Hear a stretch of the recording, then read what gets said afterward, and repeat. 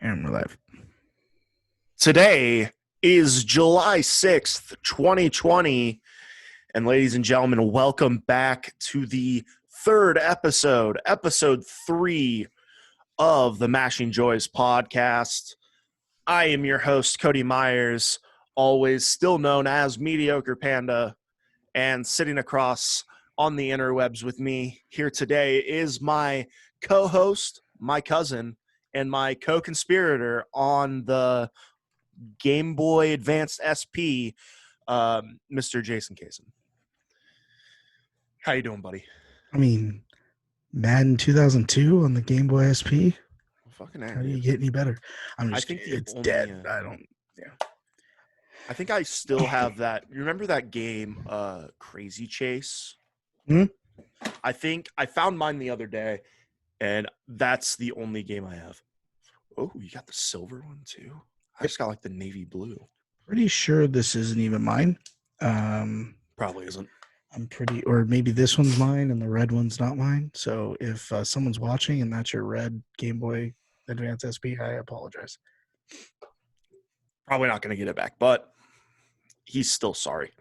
I mean, you can have it back. Just good luck finding the charger. You might have to spend like $5 on Amazon. So we are back here today. So good to be back. We've got so much content out so far. Just keeping up the trend of pumping out the episodes, putting stuff up on the social medias, and I feel like we're on to a great start. Yeah, I would agree. Update: you can spend $10 and get all the Pokemons and a charger for $10 on Amazon.com. Wow, jeez, what a deal! Yep. But we've been kind of kicking ass in the content game. You know, there's the phrase that goes around, some people play chess, others play checkers. It certainly feels like with our content game right now, we are certainly playing some chess. I like Rochambeau. Rochambeau, all right. That's a bit more physical than I wanted to get, but that's fine. Coming at you. Going hard. For the pod. Yeah, dude. Can we make shirts like that? I'm sure we wouldn't get sued by any PMI or anything like that. Hot for the pod? Yeah, we can do it. I'll shoot my boy Pat McAfee a text. Yeah. He'll be cool. By the way, I like the gritty shirt today. Oh, thanks, bro. Got the gritty shirt. Don't get arrested. Don't do it. Don't push little kids. Yeah.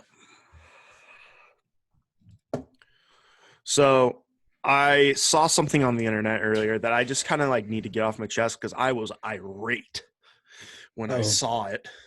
For anyone who has been to the fabulous city of Las Vegas, Nevada, you're familiar with all the big hotels, MGM Grand, Bellagio, all those Caesars. But there's a little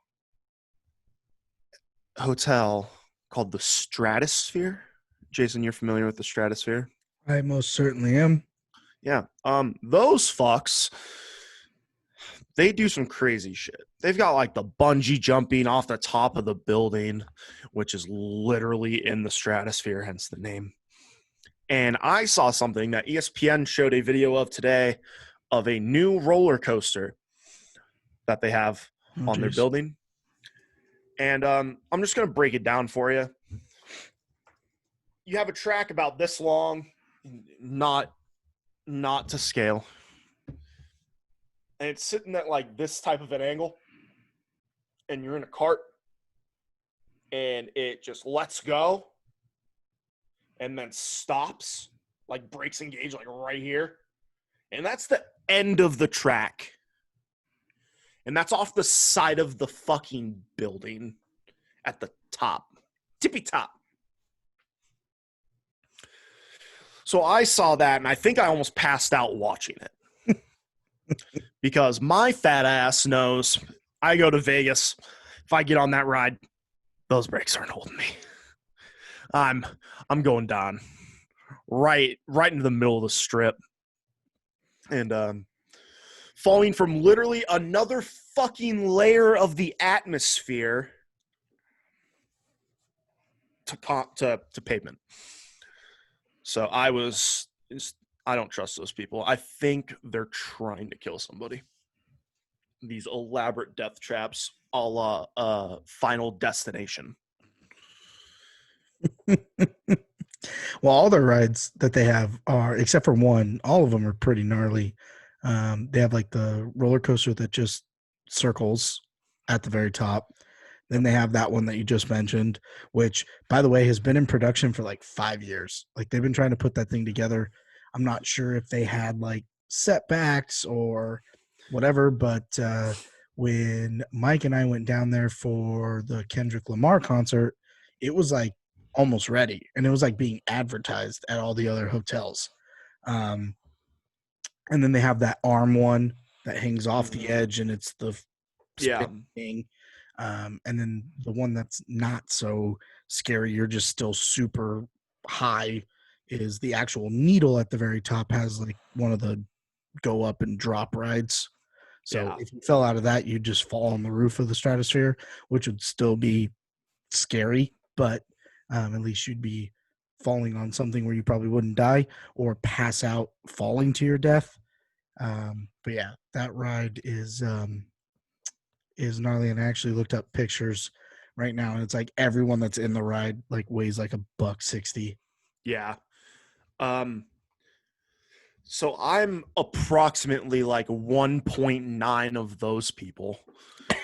And I don't stand a fucking chance. They're gonna put me in the front of the ride, and I'm just gonna be like hanging over, looking at ground. Hey, you'd be fine if they had Callahan brake pads. That's very true. But yeah, I just wanted to talk about that for a second because fuck that every way to Sunday. Yeah, we'll put a link to the attraction video in our YouTube, because you should check it out. It's pretty gnarly. I think I'll go find the post from ESPN because it was on Facebook. I will find the post from ESPN and share it on all our social medias as well because fuck. But anyway, enough of me being a scaredy baby, and let's get into something that I'm not super scared of, which is video games. Unless it's The Last of Us Part 2. I'm a little scared of that game. Any progress on that? Nope. Nice. I planned on playing it yesterday when I had the whole day until we went and lit off some whistling bungholes. And then I woke up at, I think, right around in the neighborhood of like 3:30 p.m. Oh, wow. Must be nice. Yeah, it was pretty cool. And I just kind of hung out, played video games with you, ate dinner, went over to your place, came home, played video games with you, went to bed. Yep. So no progress has been made there, but I have a feeling that will change probably tomorrow or Tuesday since I have the days off. Nice. Well, I will be golfing in the morning tomorrow, so if you wake up before 3:30, I'll probably be on the golf course, so you'll have some time to avoid the whistlers, whatever they're called. Well, the fact that as we are recording where we are right now, it is 12:30 in the morning, and I'm drinking a Red Bull. I think I'm probably gonna be up for a bit, and probably gonna be up at the in the crisp hours of the afternoon tomorrow. Nice. Solid. So, first thing we wanted to talk about today, other than fucking those crazy assholes in Las Vegas, is we wanted to talk about some game development, since we are ourselves armchair game developers who know better than everyone. We have the best ideas, just have no way of Yeah. making them realistic or part of the game. Yeah. I mean, I took web design 1 in high school. Yeah, me too. Like I am kicking myself for not paying attention because it'd be awesome just to develop my own website for all my podcasts. But yeah, Yeah, that's also I was okay at it, but I didn't really give a shit. yeah, a lot of Google copy and paste. Yup. Sorry, Don.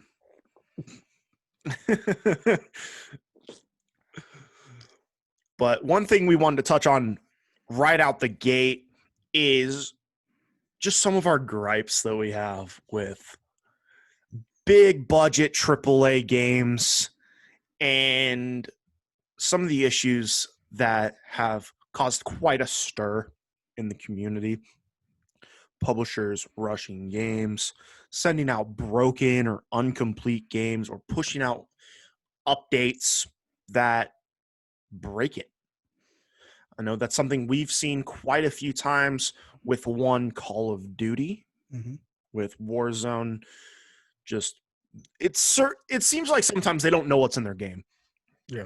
Well, both of us kind of alluded to it last episode when we did our top 10 and everything. I mean, you mentioned the Division. That was a big game where, um, they were really pushing for that sequel and they put so much into it. They didn't think of what could happen if this crashes or this goes down or this goes down, leading to a extremely frustrated mediocre panda trying to log into the game every other day and it's down.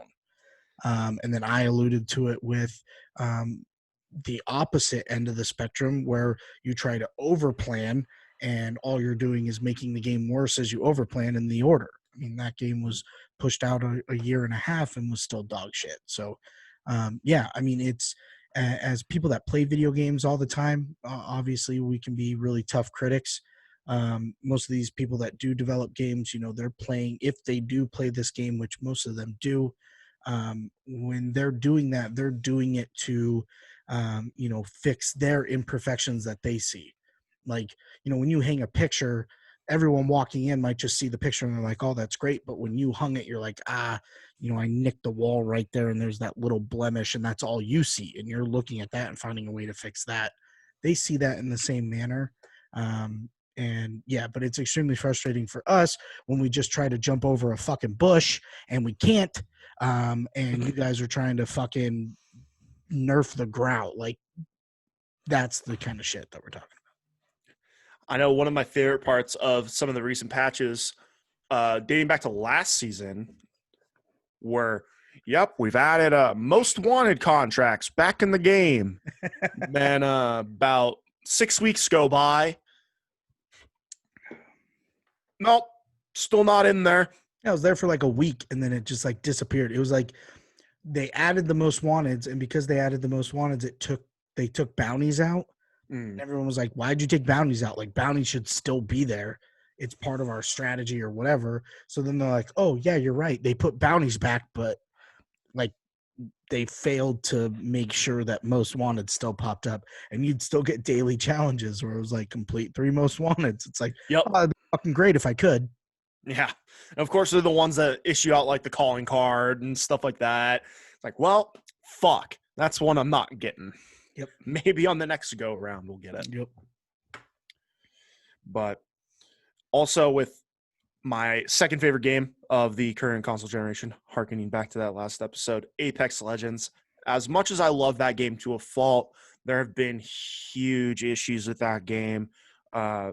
Most recently, a lot of hit detection issues where I'm hitting people with full bursts, 8, 9 rounds, and I'm getting the sound cue that I'm hitting them. No damage numbers are popping up, and I'm just getting fucking obliterated. You've seen me completely rage at that and completely quit playing the game before, because it's just when you're playing it in a competitive manner, which a lot of these games at least try to emulate some aspect of competitiveness, whether it be a ranked mode or penalties for leaving games early or what have you. You get committed and you get into that competitive mindset, and when the game isn't working and giving you a very clear disadvantage, it's really frustrating. I know I've grinded at ranked for a while off and on. But when you run into those types of issues, there's nothing you can do. I can't kill these guys. I have the same amount of health as they do. So if I'm not getting hits, but they turn on me and they get hits, I'm fucked.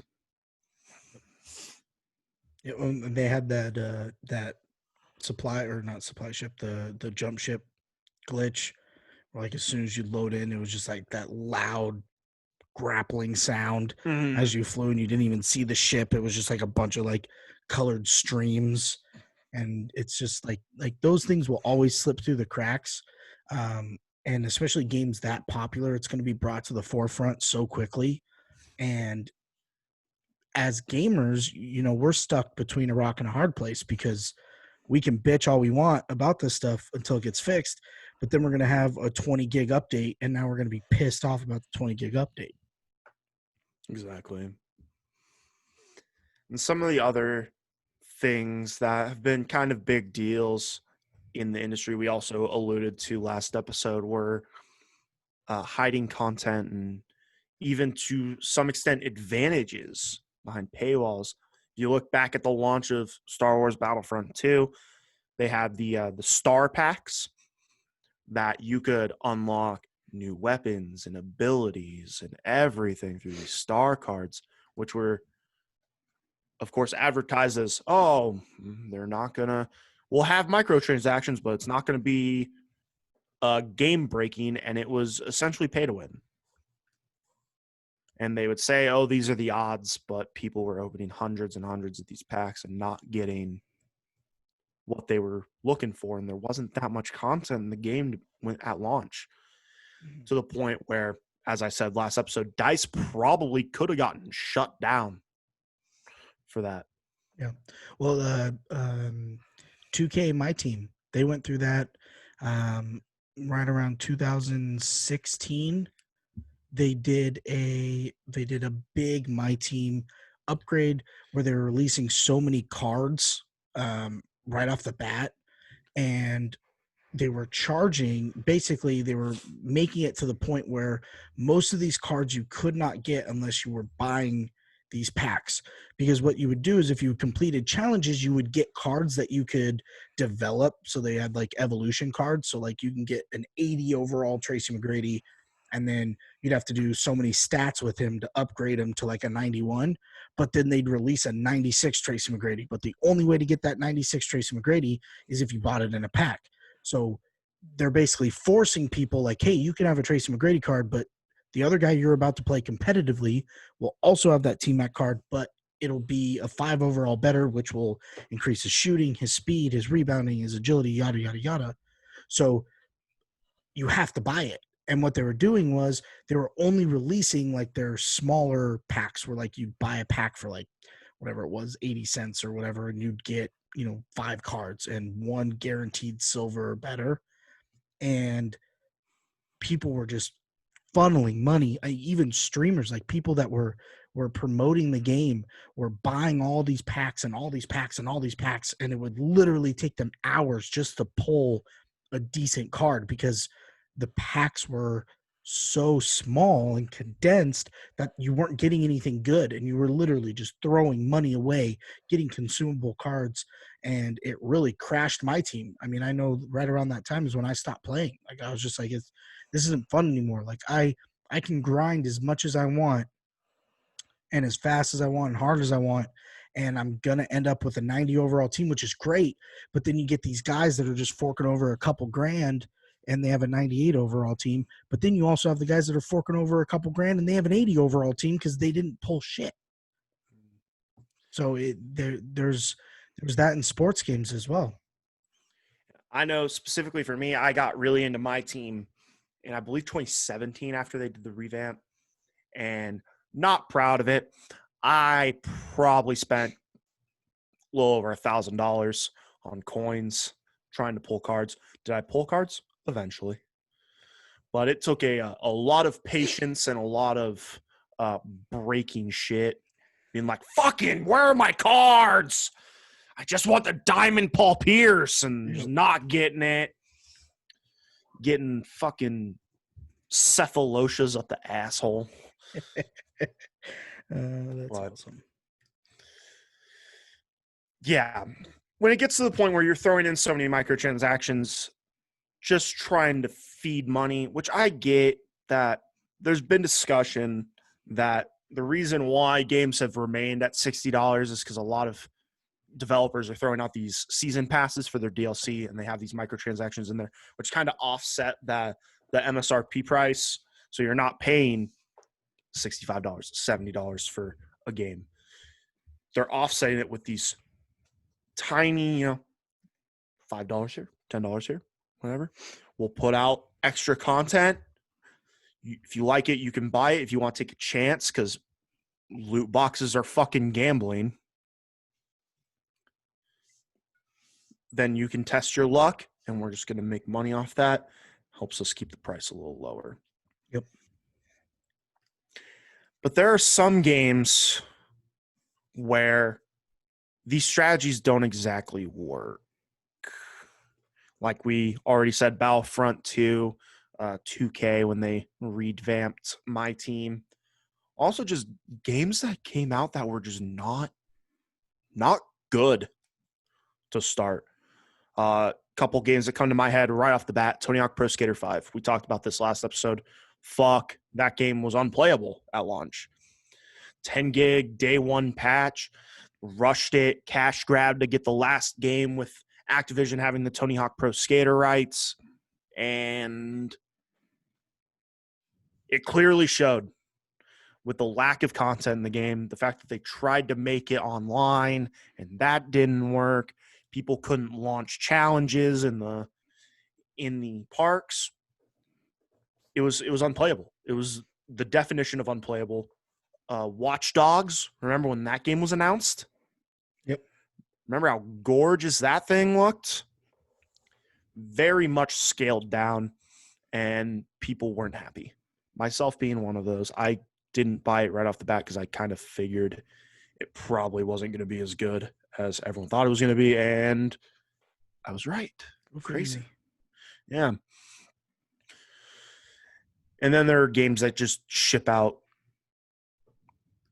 Assassin's Creed Unity.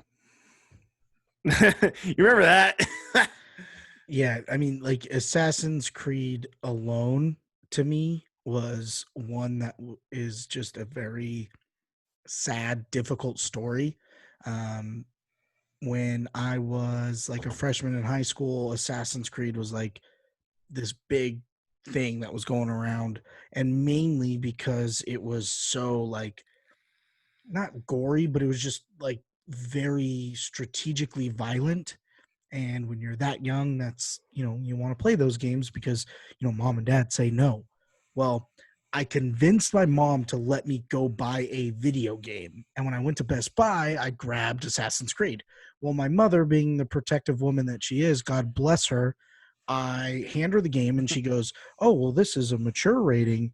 What's it rated mature for?" I was like, you're an assassin. So like, killing people, once you start killing people, then it becomes mature. They don't want kids playing a game where, your objective is to murder people. And she goes, "Oh, okay. So it's not like gory or anything like that." I was like, no. It's, it's just a video game. She's like, "Okay."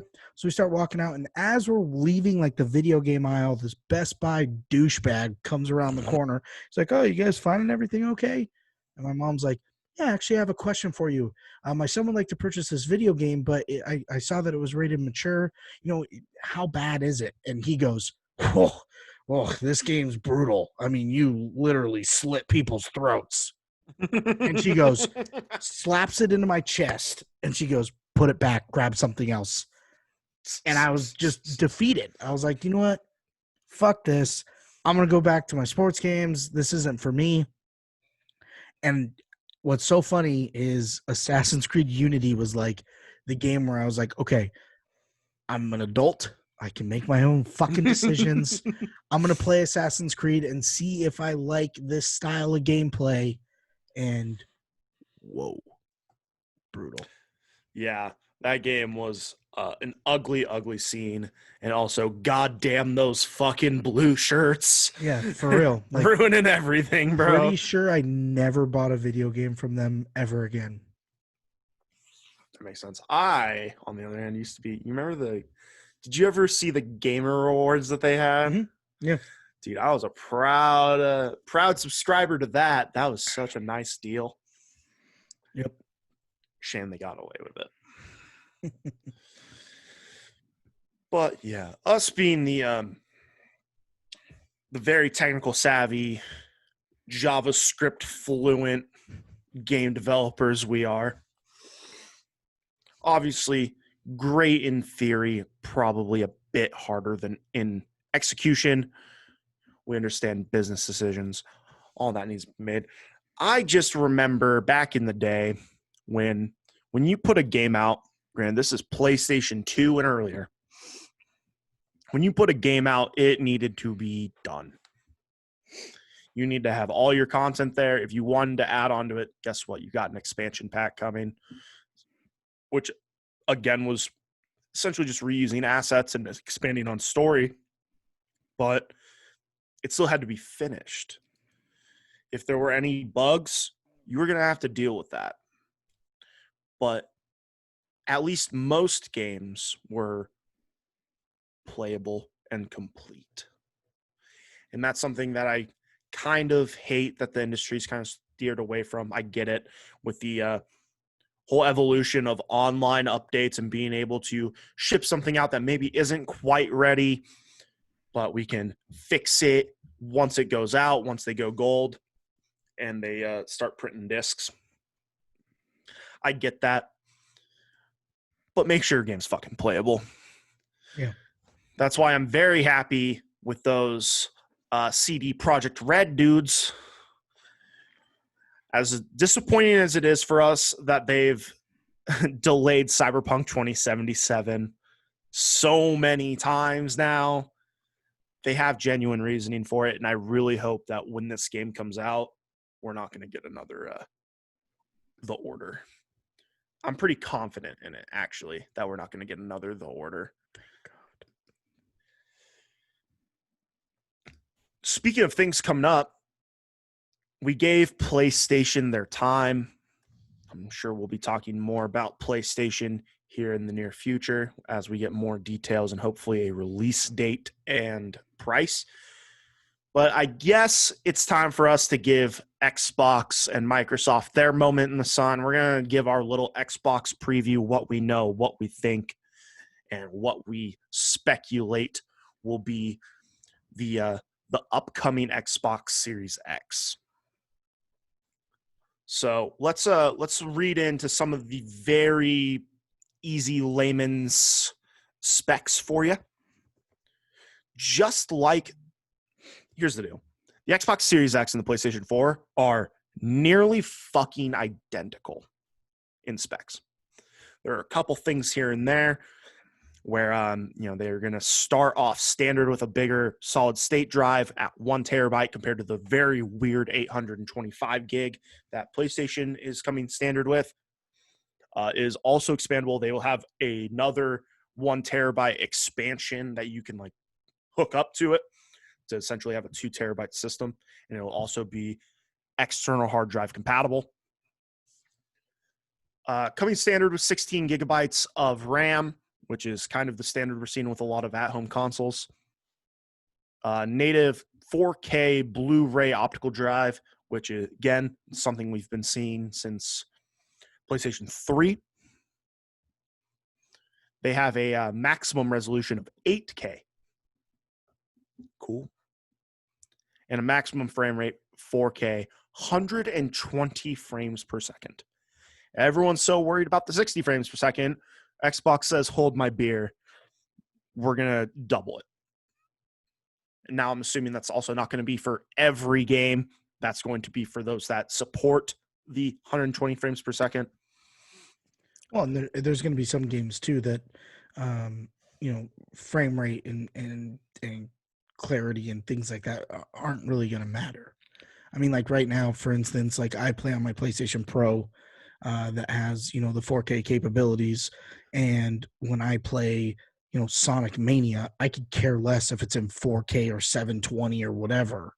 You know, games like that aren't really going to matter. And a lot of these games going back to like the cartoony style, that's not going to really, you know, matter. Now, Call of Duty, that will matter. You know, games like that, that will, and maybe that's where that main focus is. But for the most part, you know, all these games aren't going to be able to provide that capability. It's cool that the system can handle it, which is great. Like having that, oh, possibly 8K. Like you can buy TVs right now that are possibly 8K, but guess how many things provide 8K? None. So Yeah. same thing when 4Ks arrived. Like when 4Ks first came out, same thing. And then like a year after that, it was like, oh hey, you could watch ESPN on 4K. And then when you watched ESPN in 4K, everything was 1080p except for like one college football game that was streamed with a 4K camera. It was like you're gonna have to grow into it. So the capability of it is cool, great, that's awesome. But for the most part, right off the bat, you're not gonna see it. Yeah. But it's nice to see that, you know, the capabilities there, and it gives the industry and these developers a little bit of room to grow with the updated technology. And we will start seeing some very beautiful games. But also to your point, with the re-rising of the cartoony and like the 16-bit and 8-bit style games coming out, it's not necessarily super important. I don't need 8 bits in 8K. I don't need 1K per bit. But we'll see where it goes as the technology advances. Something that Xbox has prided themselves a lot in is backwards compatibility. And this kind of goes into their Play Anywhere initiative, where PlayStation has kind of said, hey, you know, we're going to have some games that are backwards compatible, but if you want the true experience, you're going to need to buy a PlayStation 5. That's just the way it goes. With the Xbox Series X, they have said, hey, you want to play your games? Keep playing them. But here are these other games that you can play. And it seems like I have not heard anything different based on the articles that I've read. It seems that Xbox Series X will be fully, or at least mostly, probably at a 75% capacity, backwards compatible with the Xbox One, with select Xbox 360 games and original Xbox games also coming, which is something we've seen over the last few years. More and more games being added to that backwards compatible list, which shout out to game stores like VIP Game Store that have the list printed out in their sections when they're like, hey, you want to buy a game that you want to play on your Xbox One? Well, here are the ones that are compatible. Don't fuck it up, loser. Yep. Obviously, Like they don't me. say that. Yeah. That was literally me. Yeah, I've done that multiple times at VIP Game Store. Actually, I think I have.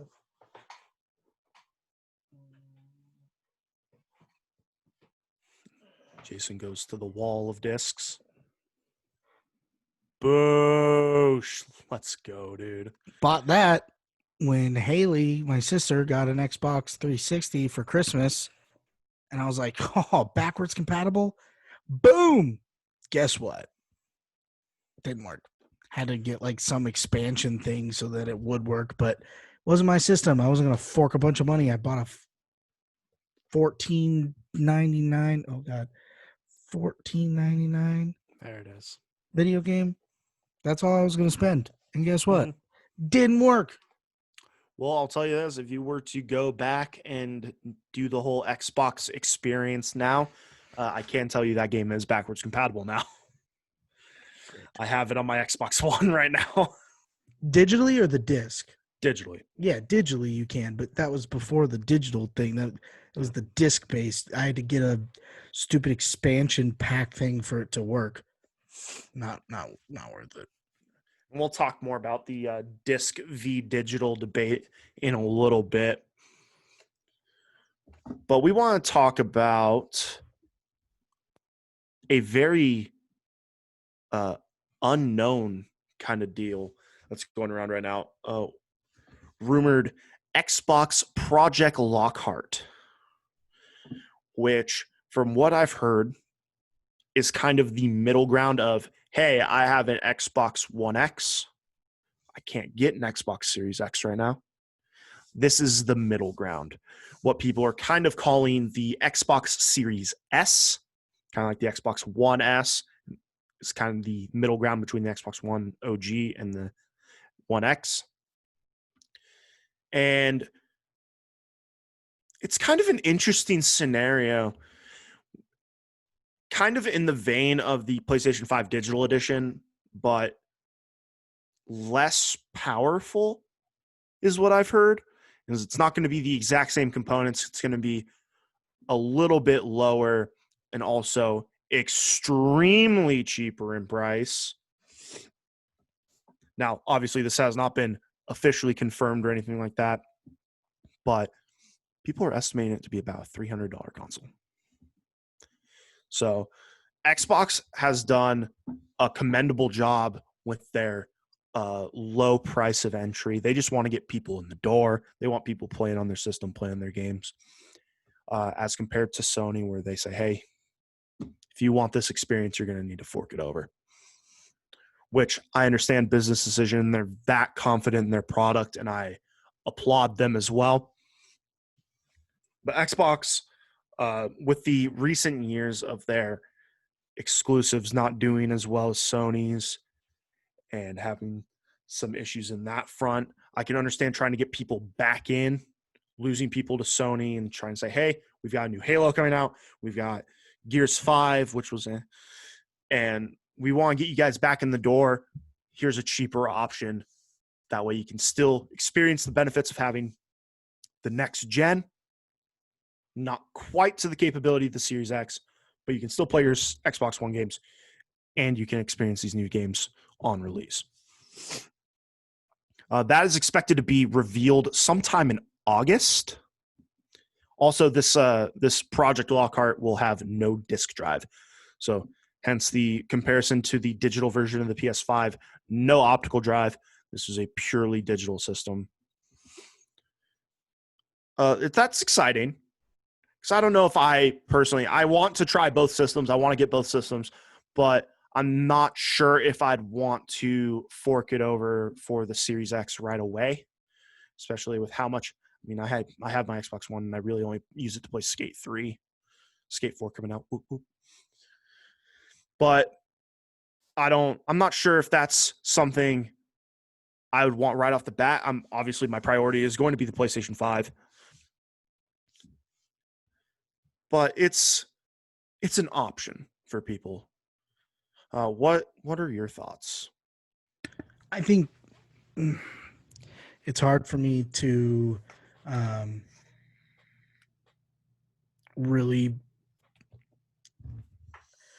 It's Xbox. I mean, for me, it can be something that is, super popular. I feel like they're doing the right things. We talked about this. I believe it was the first episode where we talked about, what Xbox had to do to really change our minds or make us feel like, or even not just us, but the population, make the population feel like PlayStation isn't winning this battle, because statistics of your console are not going to do that for us right now. And we just alluded to it. There's 90% of your games are not going to have that capability right off the bat anyways.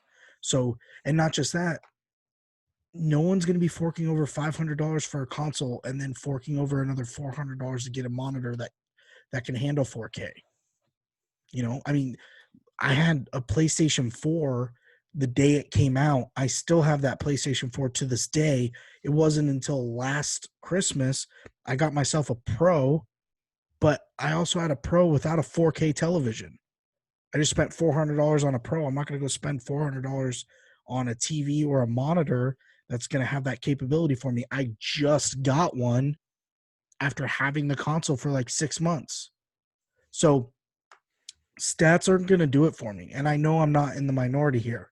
This is something that, there's plenty of people out there that are going to be getting the next gen consoles that aren't even playing the current gen right now because they've just lost interest. But now that there's a new gen, they want that. They want to dive into it and see if, it's more fun or whatever. They're not going to, buy a $1,200 bundle so they can start playing games in 4K. So I think Xbox is trying to do the right things, and they're doing a lot better than I expected.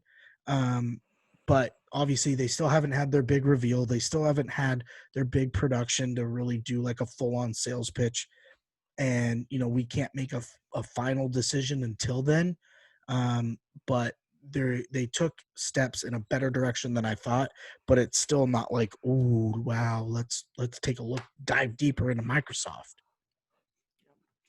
And until then, we can't really make any final judgments on it.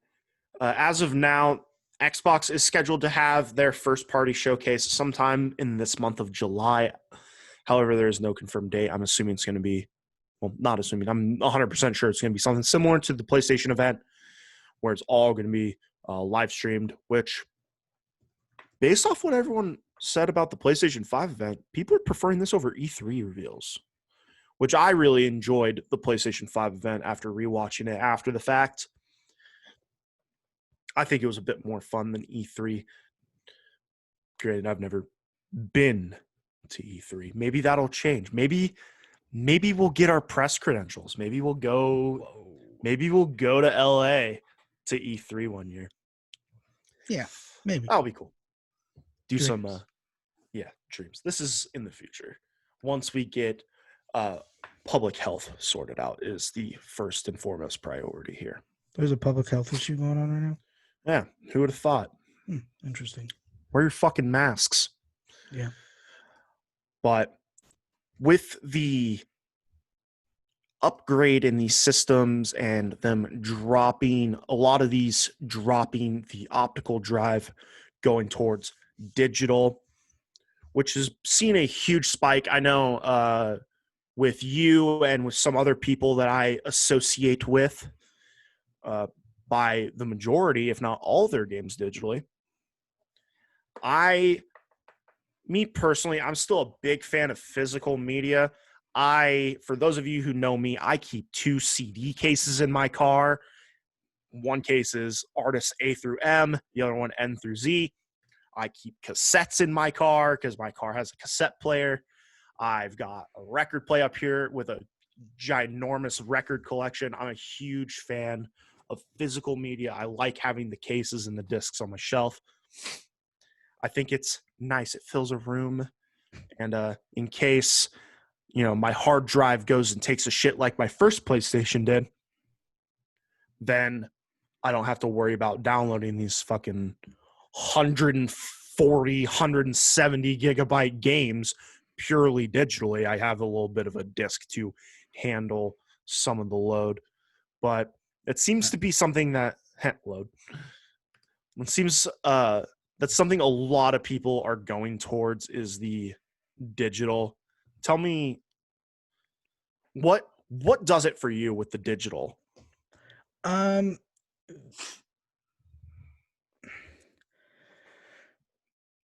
God, this is gonna make me sound so lazy. First of all, lazier. Super OCD when it comes to having, like my stuff organized as far as like my things. Like if you were to walk through my house, there's a lot of things where you're like, oh, I thought you said you were organized. Well, it's not my shit. I don't give a shit. But like my stuff, the stuff that I've spent thousands of dollars on, that's the stuff that needs to be in order. That bookshelf you see is all my Blu-rays, all my PlayStation and some Xbox games in alphabetical order, because that's how I have to have it. Because if I go up there and I go, oh, hey, I want to watch Billy Madison, and I go to B and it's not there, then I have a panic attack. So all of that has to be there. And for me, knowing that that's my OCD, I can't have, I can't pull a game out, put a disc in, and then when I'm done, take that disc out, put it back in the case, and put it on that shelf because I'm fucking lazy. So instead, the next day I'm going to be like, oh God, it's not in order, and freak out. So to avoid that, digital, heyo, winner, winner, chicken dinner. However, that is not why I switched to digital. If you were to look at this case, the last disc game that's on there is a VR game that I got on Black Friday. That's it. Lies. It's that Death Stranding one that I got in the PlayStation 4 kit. Yeah. But the one like actual physical game that I went in and bought at a store was a VR game. It started with MLB The Show 18. 18 had Griffey on it. 18 had Judge on it. That's right.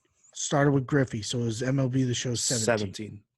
Yeah, because it went Griffey, Judge, Harper, For and Javi. then Javi. So it started with 17, and I pre-ordered the game through GameStop because, as I mentioned earlier, Best Buy fucked me over, so they can go Good fuck work. themselves. You belong with Ethan Hawke. I solely made my religious attempts to buy games at GameStop from that point moving forward. Well, GameStop will usually open, they close at like 10 o'clock or whatever, but then they'll usually open at midnight for midnight releases for big games. Call of Duties, Star Wars Battlefront, blah, blah, blah, whatever. Well, MLB The Show apparently didn't sell enough copies nationwide to get a midnight release. That pissed me off because I was like dying to play that game. That game, when they announced Griffey was finally in the game, I was like, okay, I took a day off of work. I'm grinding this game. I'm getting Griffey right off the bat. I'm gonna get him within a day. And I called GameStop. I was like, hey, are you guys gonna be doing a midnight thing? And they're like, no, we're not. There wasn't enough copies sold nationwide. And I was like, oh, okay. So not only do I and when it comes to competitive gameplay on these ultimate teams, like you have to start building right off the bat. If you're a day behind, you're fucked. So I looked into it some more, and that's when I started realizing like, hey, if you buy these things digitally, they will, within a week of the game releasing, they'll download onto your system already. You won't be able to load it up and play it yet. But then once 10 o'clock your time hits, or 9 o'clock if you're Pacific, or 11 Central, midnight Eastern, you can now play your game. So I was like, wait a minute. So I don't get the disc. Sad, because I like having things in order. Bummer. But I get to play it not only a day earlier, but a few hours earlier than that day. It's always on my system, so I don't have to worry about opening up a case and putting a disc in and putting it back where it belongs. I could also get super pissed off and close the game out and immediately jump into something else because it's right there. I don't have to go, oh, wait, let me go walk into my office and now grab a new game to play. I can just be like, oh, close application, open up new application. That was the game changer for me. MLB 17 is what started it, and it just grew from there. With this rise in the digital age, you see that a lot more. GameStop has, from what I've seen, all but stopped their midnight releases. I don't remember the last time they had a major midnight release. They used to do it every year for Call of Duty, every year for Madden. If there was a big game in between that wasn't a part of a major franchise, then they would do their midnight release.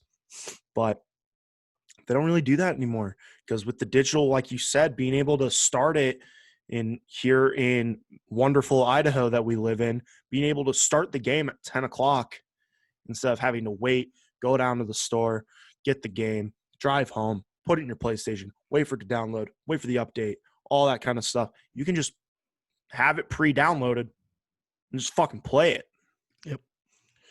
Which is wonderful. I really enjoy having that. I know the majority of my games now are digital. As much as I still go to the store and get disc games every now and again, mostly it's me going to Best Buy and saying, what's in the video game section today? I wonder if they got any sales going on. But I know at the beginning of this whole coronavirus thing, I went to GameStop right before lockdown started and got MLB The Show 20 because I knew I wanted the physical disc. I've gotten the physical disc every year since 16. And I like having all those color athletes. Even Aaron Judge. Yeah, I mean that was the biggest battle that I had, was just, being able to keep all the games with you. I mean, I still have cases, games that I've kept, even though I haven't played them in years because I don't have a system that I can play them on anymore. I've still kept them because they're just part of my collection. Um, that was a tough one to give up, but um, for me, I would rather now, with everything being so digital, I would rather have a system with a hard drive that has all my games on it that I could always go back to and play, rather than keep the discs but sell the system and now never be able to play the discs and they're just collecting dust. Absolutely. So we will see where it goes from there. Do you think so? Speaking of that, are you leaning towards purchasing the disc based? First of all, are you even going to get both consoles, or are you just going to get one console? Um, so I'm probably going to start with one console. Obviously, we don't know the exact prices of either the systems of the Series X or the PS5. So it's all speculation at this point, but wheelhouse seems to be about 450 to $500 per console. So my allegiances have always lied with Sony. My first console ever was a PlayStation 1, and I've owned every Sony console since then. So, and plus with the list of launch titles and exclusives they have going, I'm gonna get the PlayStation 5 first. Okay, disc Maybe based or digital? that's something I'm still leaning about. Me being the petty piece of shit I am, I think the digital looks sleeker than the disc based. But I don't have a Blu-ray player, and most of my movies now are Blu-rays. And my PlayStation 4 started having issues for a while there with its Blu-ray drive. So I don't have a Blu-ray player or anything like that. I need something to be able to watch my movies on. So that's kind of the one thing that's keeping me on possibly buying the disc version. We also need to wait and see if there's going to be a price difference between the digital version and the disc version. There has to be, right? Yeah. I feel like if they do $500 for the disc based, it's probably gonna be $450 for the digital, or $450 for the PS5 and $400 for the digital. Is the way I see it in my head. But granted, what the fuck do I know? Right. I'm not Sony. Yeah. And thank God for that. Because I would fuck it up. Well, I mean, like, if you think of like back when the PS4 came out, that was, everyone was like, oh, it's $100 more than the PS3, but everyone then was like, yeah, but you know, if you don't have a Blu-ray player right now, and all movies now are Blu-ray. Like when the PS3 came out, it was like DVDs were still a big thing. Blu-rays were like, oh shit, you have Blu-rays. And now with the PS4, it was like everything was Blu-ray. Yeah. So for most people, it was like, okay, not only am I getting a PlayStation console, but I'm also getting a Blu-ray player, which back then was like $150 for a Blu-ray player. They didn't make the Blu-ray VHS combo packs anymore. It didn't exist. So you had to buy a Blu-ray player, and they were around $100. Nowadays, you can get a Blu-ray player for like $29.99. So you can't make that big price jump. And look, 80% of the consumers are going to be right where you're sitting. I do have Blu-rays. I need something that'll play my Blu-rays as well, so I'm probably going to lean towards the disc-based. But it also depends on cost. Sony's not going to be like, oh, hey, everyone's leaning towards disc space. Let's make it $100 to $150 more than the digital. No, they're going to be like, hey, people are leaning this way if we can keep price around the same, and they're going to try to bridge that gap and make it something closer. In my eyes, I see it being somewhere around like the $399 to $499 as far as because like no major conglomerate that tries to make money will ever sell a product with 2 zeros behind the main number. It'll always have that 99 because you're saving something. It's cheaper than something. It's easier to tell your girlfriend or your wife that the system's $300 instead of $400. And when it's $399, it's like, yeah, it's about $300 instead of, oh, it's $400. You've pulled this trick before, I can tell. Well, yeah, I mean, I've pulled it so much I can't even get around it with Kayla. Like the driver that I want is $449. So I'm like, yeah, it's about $400. And she's like, no, it's actually $449. Like, okay, sue me. Sorry. So, they're not gonna make that gap that big, and they're not gonna put any zeros behind anything. So I think if it were me selling the console, knowing that there's still that demand for that disc space, I would try to keep it under that $100 difference. Kind of like what you said, being like $50. I would say like $399 to like $479 or $459, something of that nature, to create that price difference. I was reading an article today that the prices were going to be the same. That's never going to happen because one, it's going to cost more one way or the other, whether you have to put specs into the console to make it digital based and run at a smoother rate or run at the spec speed. Being only digital, that might cost more than putting a Blu-ray reader in there that they put in all of their $29.99 deals. Who knows? But it's not going to cost the exact same. They're going to be different. One has a feature, the other doesn't.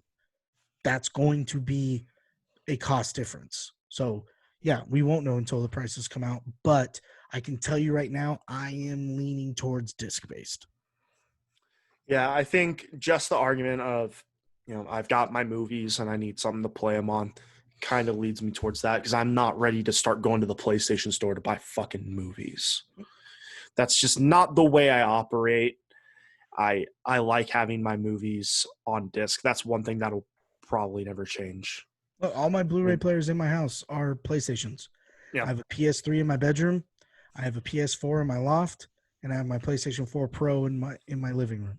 They're my Blu-ray players. I mean, the wife and I just watched the movie tonight. We watched it on our PlayStation. We don't have Blu-ray players. So now with the PS5 coming out, getting a disc space, my PS3 can go to like my backyard TV and watch movies back there or something, or maybe my kid's room so he can watch movies. And then my old PS4 can go in my room and just do the rotation backwards. That's a good idea. I'm just going to have to get an 8K TV for my living room. Bummer. Yeah. Sorry, Kayla. We'll write it off. It's a business expense. It's a monitor for my podcasting. Yeah. We'll have to set up the LLC and get this shit going. I did see, talking about speculations, I did see that I read a rumor about the Xbox having some sort of capture card already installed in it for faster and cleaner streaming straight from console, which I was like, if that's the bomb they're going to drop on us in July, then okay. Uh-oh for Sony. Xbox. I mean, shitty timing of them. They're shutting down Mixer, so shitty timing. Yeah. Hey, but that's where all the developers went. They don't have Mixer anymore, so now they're going to go develop this and put it into the console. Yeah. Xbox native streaming to Facebook gaming. Woo! Oh my God. And Dr. Disrespect is going to be the guy that announces it. That's way too much speculation. I don't expect we'll be hearing from the doc for a hot minute. Hey, look, it's not that big of a deal. I haven't heard from a doctor in years, and look, I'm healthy, right? So we're good. Yeah, and the disrespect is still going strong. Yep. Play Rocket League every day. That's where all the disrespect comes from. Yeah, that and fucking Ethan Hawke. Fuck that guy. Why do we keep talking about that dude? Actually, you know what's so funny? You brought him up. Well, I made a quick reference. You just actually brought him back into the conversation. I didn't read. I was scrolling through Apple TV today, trying to find something for the kids and I to watch. And they had they do like spotlight playlists where it's like, Quentin Tarantino's inspirational movies, the movies that he finds his inspiration, and it's like all the movies that he picks, and then they do like Jim Carrey's top picks. They had an Ethan Hawke top picks part of their app that you could click on. It was like movies that Ethan Hawke recommends. I'll tell you what, not a single fucking movie on there I'd watch. So fuck you. You don't know what you're doing. Fuck Ethan Hawke shirts coming soon. Ooh. That'd be cool. That'd also be really funny. I would find his address and send it to him. Yeah. Ethan Hawke, DM us for a free shirt. Just pay shipping and handling. You're not getting off that easy, motherfucker. International shipping? No. You can charge it, but no, it's just going to a couple states over. Yeah. It's going that money is going straight towards the 8K monitor. Yeah, exactly. Exactly. Yeah, I think I'm probably gonna go disc version too. Doesn't look too bad. Unless the price is like outrageous. And then I'll go digital. Yeah. That is a sacrifice I'm willing to make because in the words of one clan of the Wu-Tang, cash rules everything around me. So well, and if you think about it, like I even have one of the greatest movies ever made right here in front of me, and you see at the top there, right next to Blu-ray, digital code. You get a digital code. So, I mean, yes, it's nice because I actually have the physical, I can watch it, but also I have other things that can play it, and if I want to watch it in the room that has my PlayStation 5 in it, I can just use the digital code to watch it. So that's basically all I do when I buy my movies. I make sure they have that digital code. I fucked up when I bought my copy of Black Panther because it didn't have the digital code, and I was pissed. Oof. Yeah, literally every movie I buy now has to be the digital code. Yeah. And what sucks is like Cyber Monday used to be like my big movie haul. Like I used to get at least 10 to 15 Blu-rays every Cyber Monday. And I will spend, the movies are like $3 for Cyber Monday, but it's like $8 for the Blu-ray and the digital code. Yep, I'll pay the extra $5. Like, does that make sense money-wise? Because now it's over double the price just for a code? Absolutely not, but it's also cheaper than what it would have been if it was the movie coming out with the digital code. So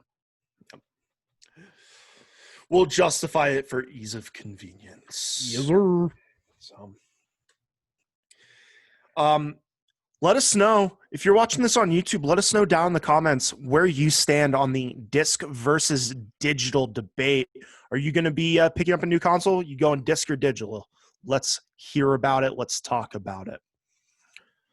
And while you're here, might as well hit that thumbs up button, and hell, maybe not subscribe, and maybe you want to smash down on that fucking that bell icon and get notifications when we put up new videos. Absolutely, do your thing. We'd love it. If you didn't like the video, just pretend like you didn't fucking see it.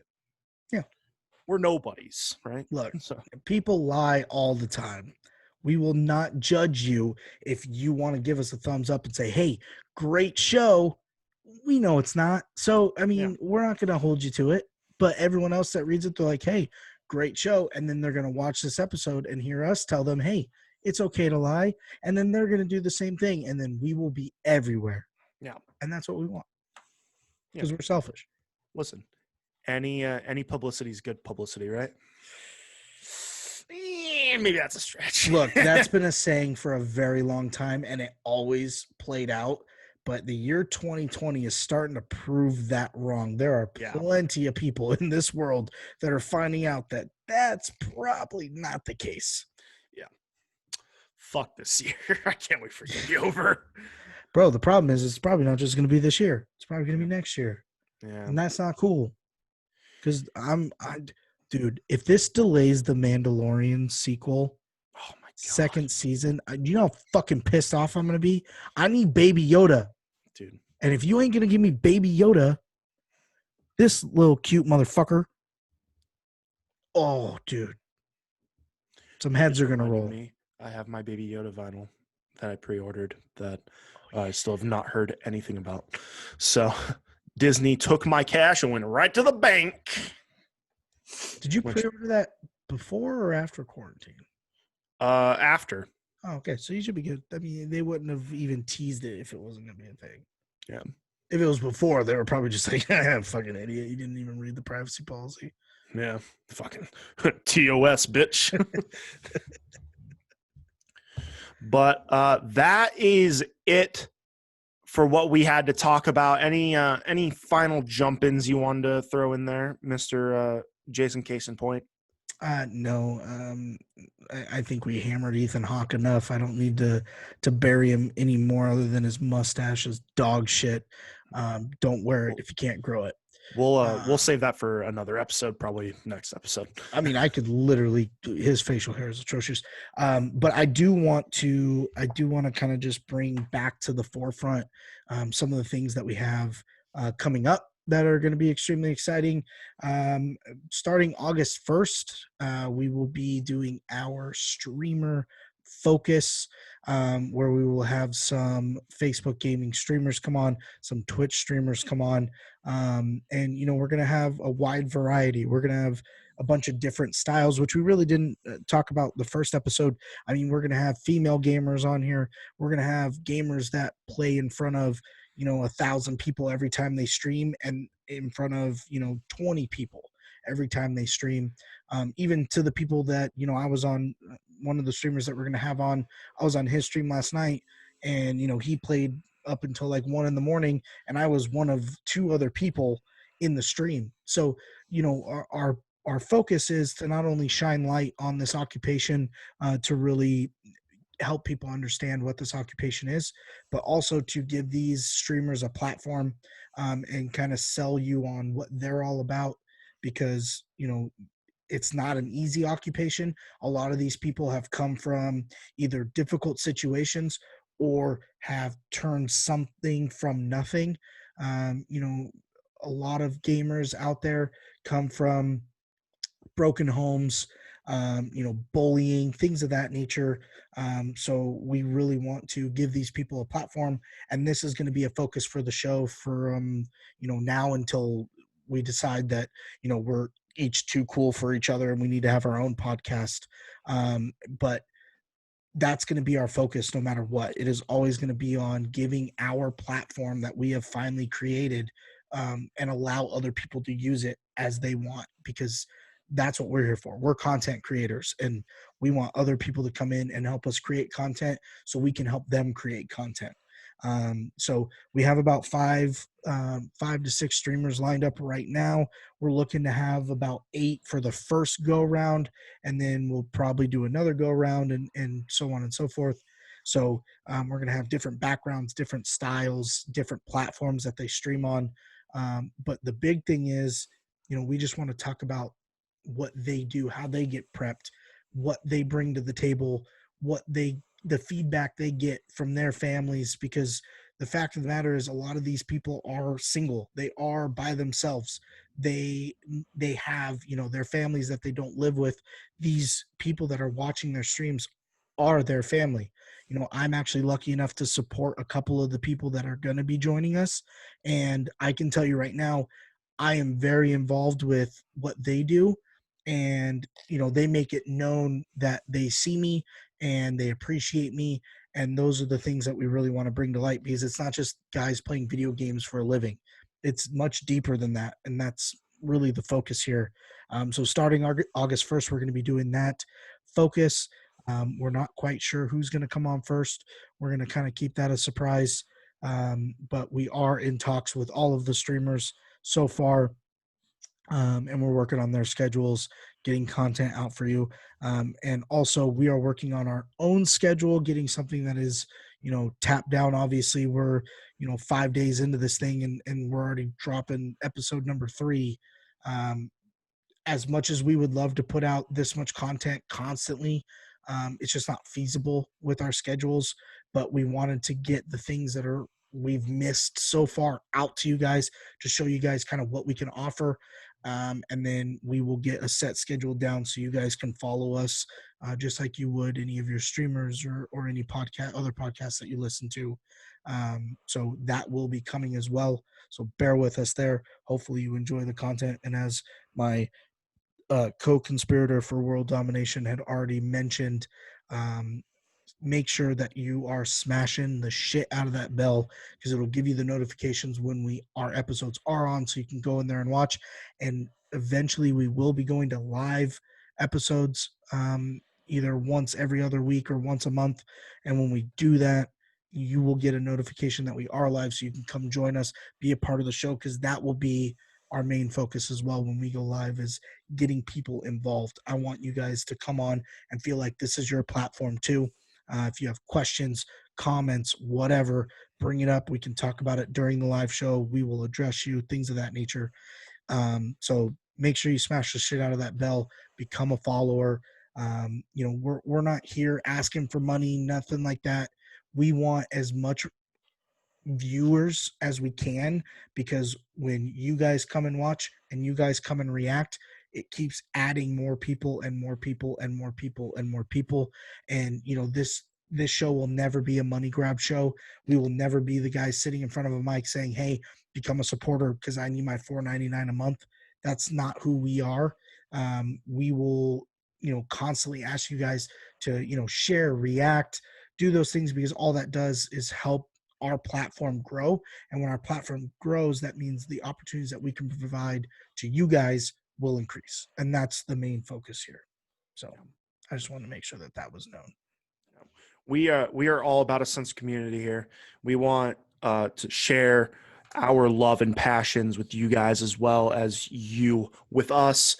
And like you said, we're never going to be super money hungry about this. This is all about really you guys and the industry. And we're going to be doing some great stuff down the line. We've talked about some live events that we want to do with streaming and podcasting and game night kind of deal.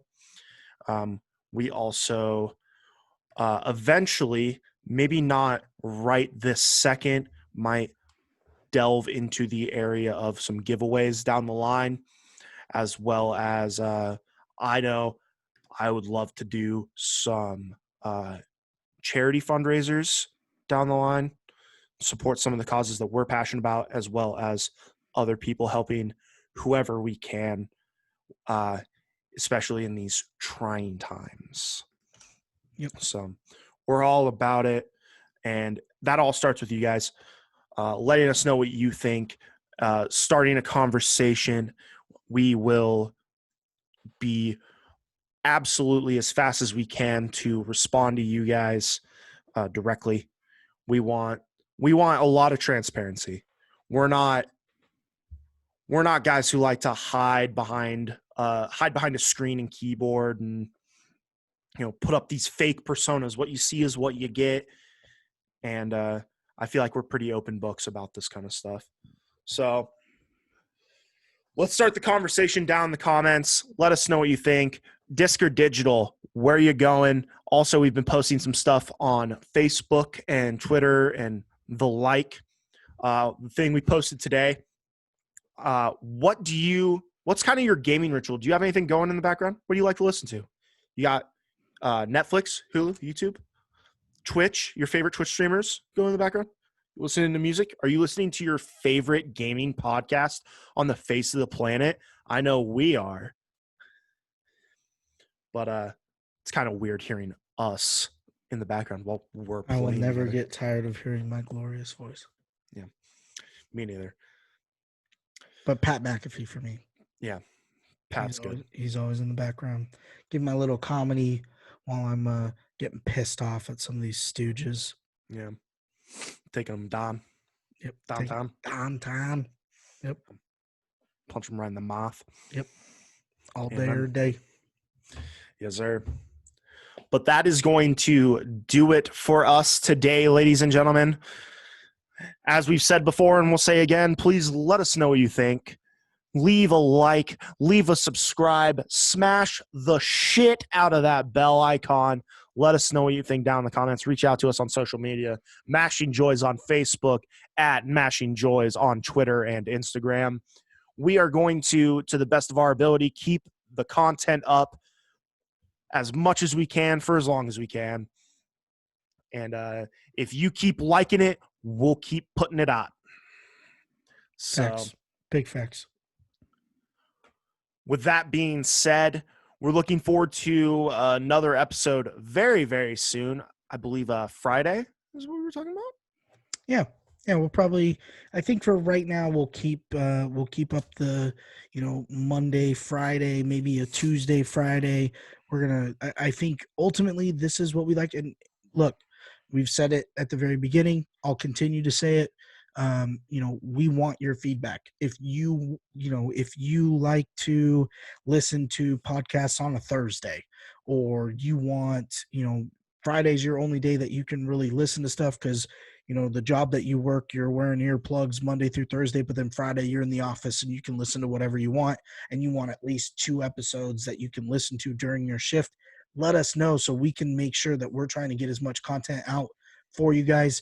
Even if it's something where, like, if we do a live event and you would like the audio, we can make sure that the audios of these live events are going on to Spotify and all the other platforms that are currently in review to get our shows out there, which should be very shortly. But let us know so we can try to get it out. But the main plan would be to first of the week, end of the week, have an episode come out. Some weeks we might have back-to-back episodes come out, but that's the plan for right now. And we are officially on SoundCloud as of yesterday. Yep. So, and Spotify. and Spotify. We're on SoundCloud and Spotify.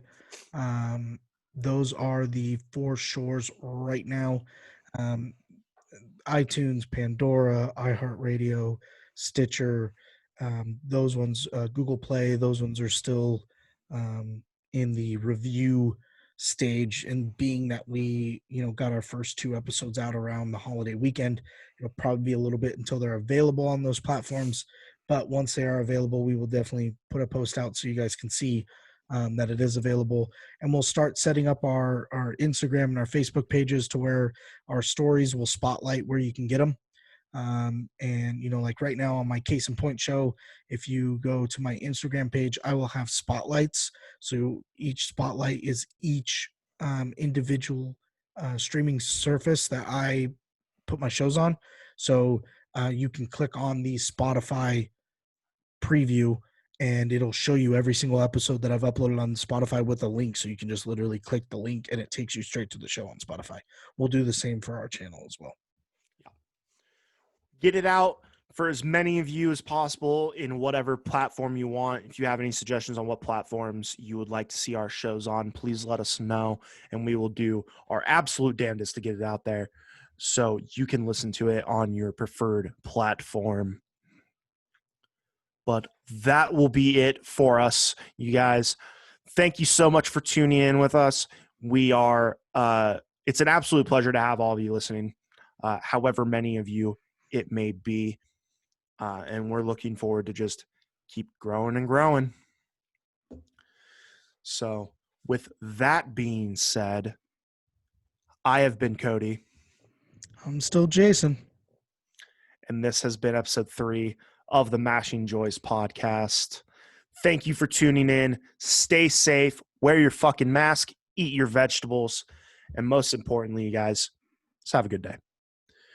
We will be seeing you soon. See you. See ya.